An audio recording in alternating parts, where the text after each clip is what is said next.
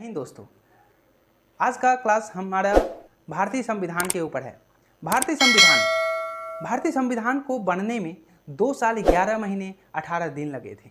भारतीय संविधान का एक ऐसा टॉपिक जो लगभग एग्जाम में एक उस टॉपिक से एक ना एक क्वेश्चन आ ही जाते हैं।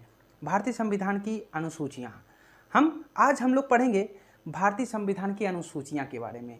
भारतीय संविधान में मूल संविधान जब बनकर तैयार हुई थी तो उस वक्त हमारे संविधान में 8 अनुसूचियाँ थी, लेकिन आज वो संशोधन के माध्यम से आज के समय में वर्तमान समय में हमारे संविधान में 12 अनुसूचियाँ हैं। इसी 12 अनुसूचियाँ के बारे में हम लोग ऐसे पढ़ेंगे जैसे कि एक ही वीडियो से हमें याद हो जाए। तो चलिए बात करते हैं। पहली अनुसूची क्या कहती है? भारतीय संविधान में पहली अनुसूची भारत का संघ और उसका राज्य क्षेत्र। भारत इतना बड़ा एक देश है और इतना बड़ा देश में इतने अलग अलग राज्य हैं, और पहली अनुसूची में किस बात की चर्चा की गई है? भारतीय संघ और उसका राज्य क्षेत्र। अनुसूची 2 में विभिन्न पदाधिकारियों के वेतन की चर्चा की गई है। तो वेतन हो गई, अब वेतन की बात कर दी गई तो अब सभी पदाधिकारियों को अलग अलग राज्यों में भेजा जाना है।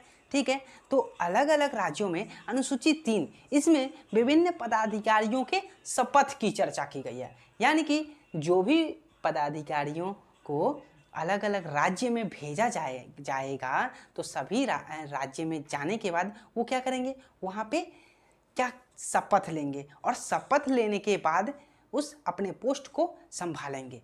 तो पहली अनुसूची हम लोग समझ गए। इतने बड़े देश को चलाने के लिए अलग अलग पदाधिकारी चाहिए, यानी कि पहले अनुसूची में हमारे केंद्र और केंद्र के साथ साथ अलग अलग राज्यों के बारे में चर्चा की गई है। दूसरी में वेतन की चर्चा की गई है, विभिन्न पदाधिकारियों के वेतन की चर्चा की गई है। इतना बड़ा देश है तो अलग अलग राज्यों में पदाधिकारियों तो चाहिए, तो अलग अलग पदाधिकारी की वेतन की चर्चा की गई है। और अनुसूची 3 में और सभी पदाधिकारियों के शपथ की चर्चा की गई है। अनुसूची 4 में आते हैं। अब देख लीजिए, हमारा भारत देश इतना बड़ा भारत देश है।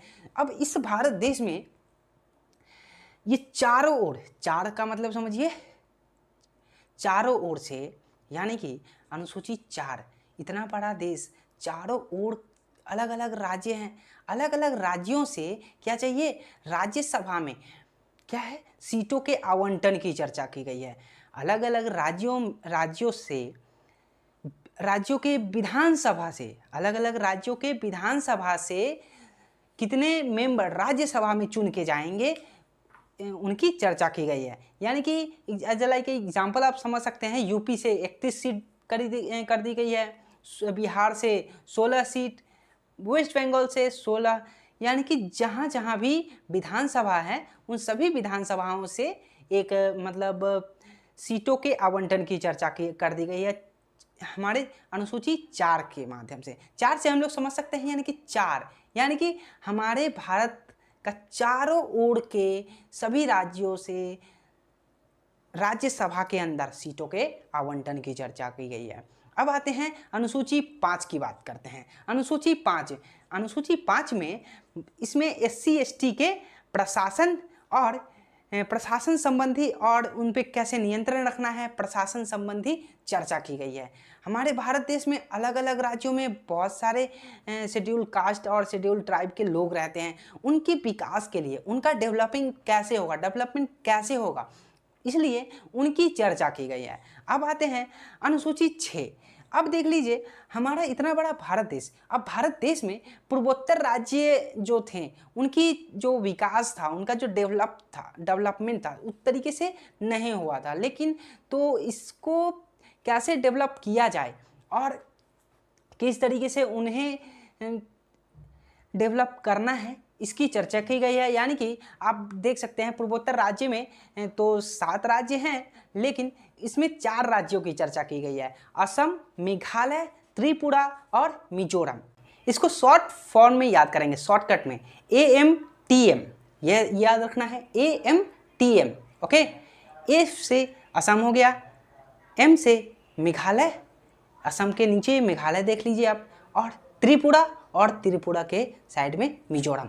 मिजोरम याद रखिएगा, मिजोरम यानी कि उसने लास्ट में बोला मुझे भी जोड़ लो, हमें भी जोड़ दो, उनके नाम में छिपा है मिजोरम, ठीक है। तो इस सूची में यानी कि कौन सी सूची में, छठी अनुसूची में किसको जोड़ लिया गया लास्ट में, मिजोरम को भी जोड़ लिया गया। ओके, अब आते हैं हम लोग बात करते हैं अनुसूची 7। 7 से हमें ये सुनने में आता है हम 7 हैं, है ना।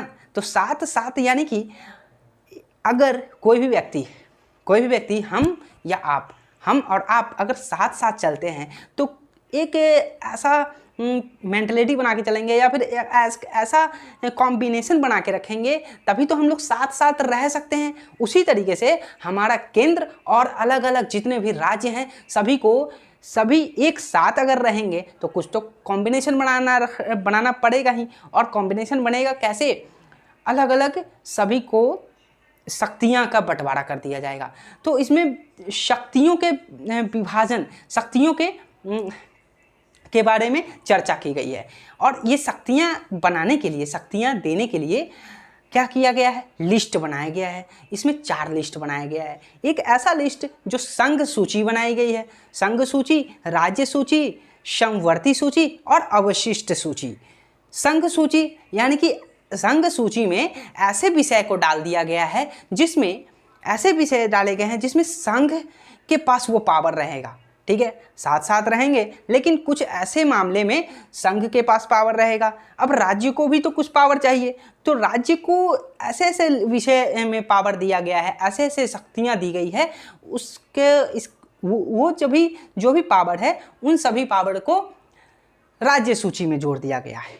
और तीसरा आता है समवर्ती सूची। अब दोनों को अलग अलग पावर दे दिया गया है ना। तो और तीसरा आता है समवर्ती सूची। समवर्ती सूची में ऐसे विषय को रखा गया है जिसमें दोनों को भी, संघ भी इसमें कानून बना सकते हैं और राज्य भी बना सकते हैं, ठीक है। तो ऐसे विषयों को समवर्ती सूची में रखा गया है।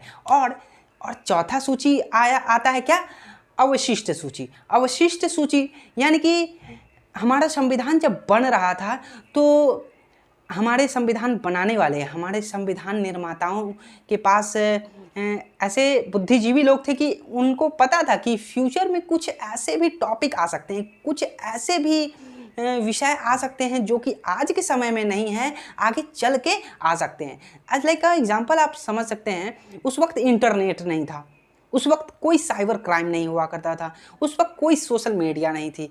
तो ऐसे जो टॉपिक हो सकता है, ऐसे विषय ऐसे हो सकते हैं जो कि फ्यूचर में आ सकते हैं, उन पे कानून कौन बनाएगा, उस पे कानून संघ बना सकते हैं। उन सभी विषयों को, जिन विषयों की चर्चा राज्य सूची, संघ सूची और अवशिष्ट सूची में नहीं की गई है, उन विषयों को संघ सूची, राज्य सूची और समवर्ती सूची में नहीं की गई है, उन सभी विषयों को अवशिष्ट सूची में डाला जाएगा। अब आते हैं हम लोग अनुसूची 8। अनुसूची 8 में आते हैं, हमारा इतना बड़ा देश, इसमें अलग अलग राज्यों में अलग अलग भाषा बोलने वाले लोग रहते हैं। तो इसमें क्या किया गया है, भाषाओं की चर्चा की गई है। मूल संविधान में 14 भाषा थी, 14 भाषाओं की चर्चा की गई है, लेकिन अलग अलग संविधान संशोधन करके हमारे देश के और भी भाषाओं को जोड़ा गया। तो आज के समय में वर्तमान में भारत में 22 भाषाओं की चर्चा की गई है। अनुसूची 8 में क्या है, 22 भाषाओं की चर्चा की गई है। अब आते हैं अनुसूची 9 में क्या है, इसमें भूमि सुधार, चकबंदी, जमींदारी के बारे में इसकी चर्चा की गई है। ओके, इसे जो पहली संविधान संशोधन, फर्स्ट कॉन्स्टिट्यूशन अमेंडमेंट बिल के तहत इसको क्या किया गया, इसको जोड़ा गया था। अब आते हैं अनुसूची 10 में आते हैं 10 से दल बदल। 10 से याद रखेंगे, दल बदल की चर्चा की गई है। ओके, आगे देखते हैं अनुसूची 11 में क्या है, ग्राम पंचायत की चर्चा की गई है। और ग्राम पंचायतों को 29 विषय दिए गए हैं, 29 विषय में वो कार्य कर सकते हैं। 29 विषयों की चर्चा की गई है। कौन से, अनुसूची 11। अनुसूची 12 की बात करें नेक्स्ट आते हैं अनुसूची 12 में क्या है, नगर पालिका। नगर पालिका की चर्चा की गई है। इससे पहले हम लोगों ने देखा ग्राम पंचायत को कितनी सब विषय दी गई थी, 29 में से एक याद रखने के लिए हम एक तरीका हम बता रहे हैं, 9 में से एक घटाएंगे तो 8 हो जाता है और 2 में से एक घटाएंगे तो 1 हो जाता है। तो नगर पालिका को 18 विषय दी गई हैं। तो उम्मीद करता हूँ आप लोगों को ये अनुसूची, भारतीय संविधान का अनुसूची समझ में आया होगा और थोड़ा सा याद भी हुआ होगा।